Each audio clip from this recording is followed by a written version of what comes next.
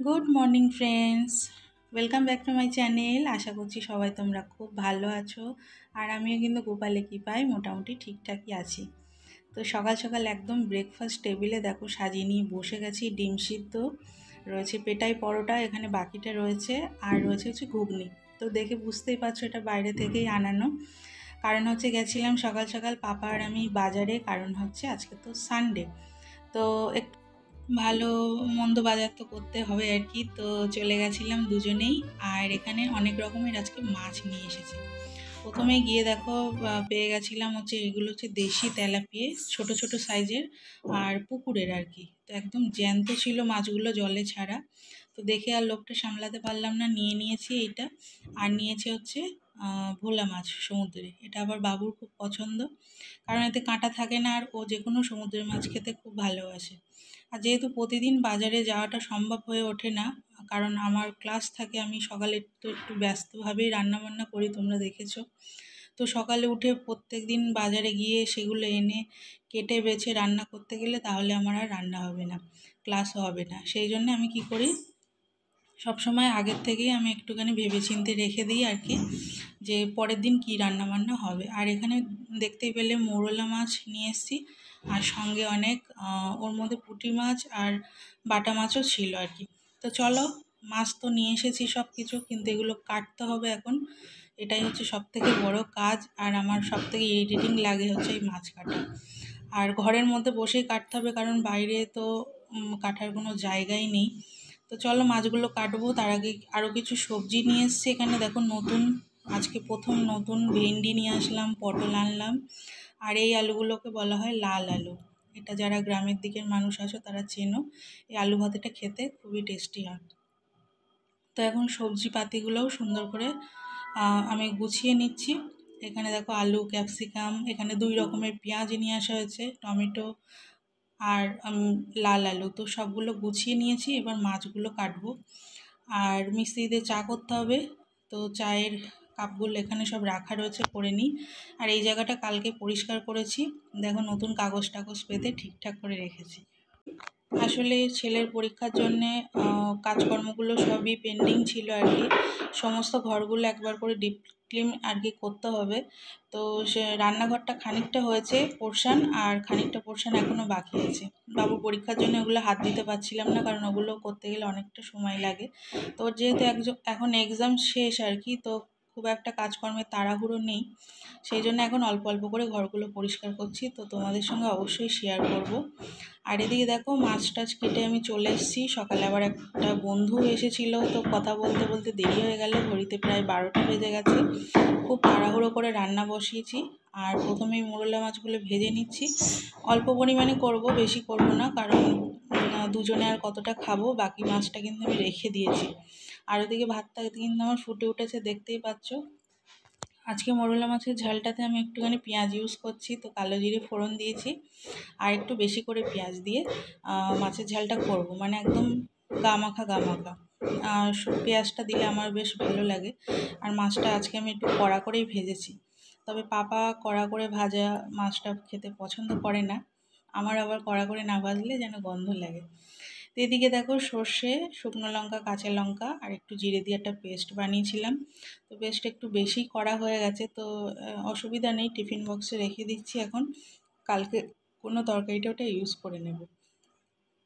তো এখন ভালো করে নাড়াচাড়া দিয়ে লবণ হলুদ দিয়ে ব্যাস জল দিয়ে দিলেই হয়ে যাবে। তো চলো তাহলে তুমি ভিডিওটা দেখতে থাকো, আর আমি নেক্সট রান্নার কিছু জোগাড়টা করে নিই। মানে মাংস করতে হবে, রবিবার মানে একটু মাংস না হলে তো মানে চলেই না। তো চিকেন নিয়ে আসা হয়েছে, তো এরপর চিকেনটা করব। এদিকে দেখো মাছের ঝালটা কিন্তু আমার হয়ে গেছে, নামিয়ে নিয়েছি। একটু গ্রেভি আছে, এটা একটু ঠান্ডা হলে বসে যাবে যেহেতু সর্ষে বাটা দেয়া। আর চলো এবার চিকেনটা করব। তো কড়াইতে বসিয়ে দিয়েছি, চিকেনের মশলা আমার মোটামুটি রেডি হয়ে গেছে, আর ভাতটাও প্রায় হয়ে এসেছে, আর একটু হবে। তো আগে আমি আলুগুলোকে একটু ভেজে নিচ্ছি। আর আজকে ঠিক করেছি একদম কষা কষা করে, মানে একদম গ্রেভি করব না চিকেনের। আসলে এখন এমন হয়েছে চিকেনে গ্রেভি করলে কেউই খেতে চায় না, ওই ঝোল তরকারি সব থেকে যায়, মাংসগুলো খাওয়া হয়ে যায়। তো তাই জন্য একদম গ্রেভি আজকে করবই না। আর এদিকে দেখো আমি সমস্ত কাঁচা মশলা আর কি জিরে, গোটা ধনে, মরিচ, আদা দিয়ে পেস্ট করে নিয়েছিলাম আগে, আর তারপরে রসুনটা দিয়ে পেস্ট করে নিয়েছি।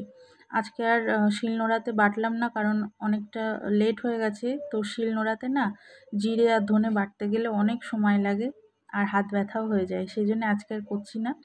এখন তেলে জিরে ফোড়ন দিয়ে দিয়েছি, আর তেজপাতা, শুকনো লঙ্কা, আর দিয়ে দেবো গোটা গরম মশলা দিয়ে মাংসটা এখন রান্না করে নেব। তো এখন একটু বেশি পরিমাণে আমি আজকে একটু পেঁয়াজ দিচ্ছি, কারণ পেঁয়াজের দামটা অনেকটাই কমেছে। আর এইগুলো হচ্ছে নতুন পেঁয়াজ, তো তাড়াতাড়ি খেয়ে নিতে হবে, না হলে কিন্তু নতুন পেঁয়াজ বেশি দিন থাকলে নষ্ট হয়ে যায় ভিতরটা। তো যেহেতু খুব বেশি ঝোল হবে না, সেই জন্য একটু মাখো মাখো ব্যাপারটা হওয়ার জন্যে আমি পেঁয়াজটা একটু বেশি পরিমাণে দিলাম। আর একটু লবণ দিয়ে দিচ্ছি যাতে তাড়াতাড়ি করে এটা নরম হয়ে যায়। আর এবার আদা রসুন পেস্ট যেটা বানিয়ে রেখেছিলাম ওটা দিয়ে দেবো, দিয়ে মাংস দিয়ে সুন্দর করে কষাবো। তো তোমরা তাহলে ভিডিওটা দেখতে থাকো, আর আমি ঝটপট করে রান্নাটা করে নিই। আর এরপরেও আরও কিছু রান্না আছে, তার জোগাড়টা করব। এদিকে দেখো আমার ভাতটা কিন্তু হয়ে গেছে, নামিয়ে নিচ্ছি এখন।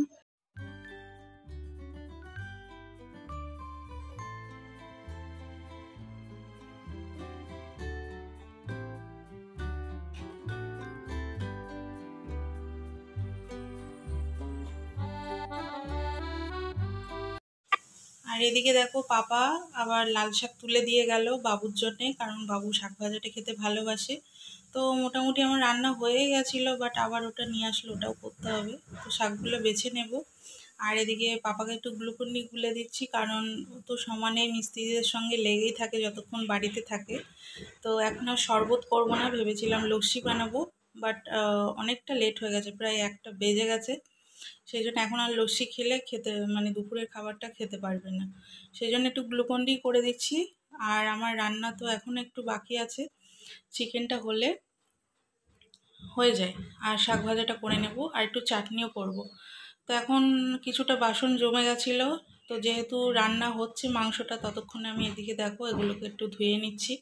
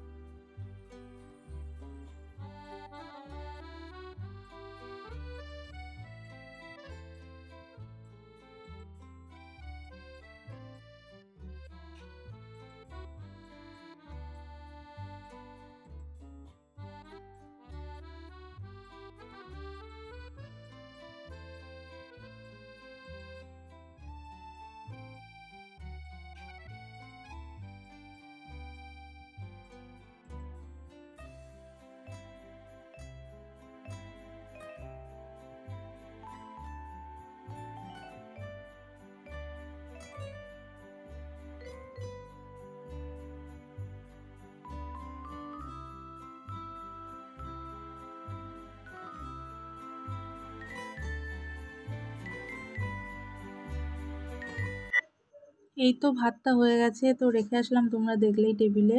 আর এখন হচ্ছে করে নেব চাটনিটা, তো তার জন্য দেখো টমেটোগুলো কেটে নিচ্ছি।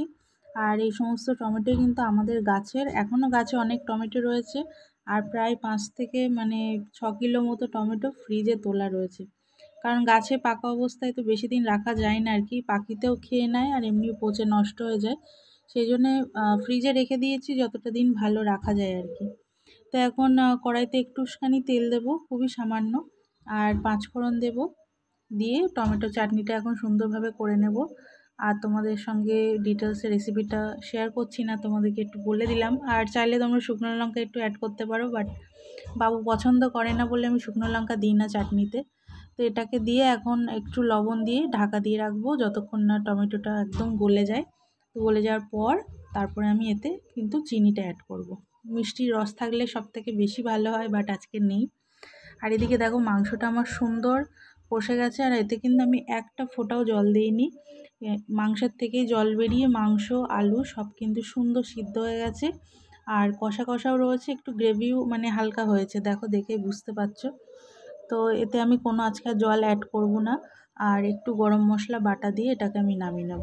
এই যে দেখো মাংসের কালারটা কতটা সুন্দর হয়েছে। আর আমি কিন্তু শুকনো লঙ্কা পেস্ট দিয়েছিলাম, ওই জন্য কালারটা এত ভালো এসছে।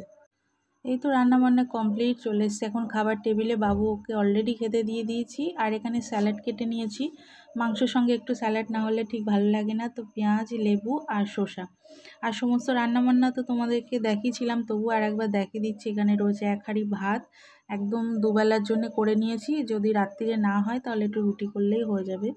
আর এখানে দেখো শাক ভাজা করে আমি উপরে বড়ি ভেজে গুঁড়ো করে দিয়েছি। আর এখানে রয়েছে সেই মাছের ঝালটা, আর হচ্ছে চিকেন। তো পাপা এখনও স্নান করে আসেনি, আমি ওয়েট করছি, পাপা আসলে আমি আর পাপা একসাথে খাবো।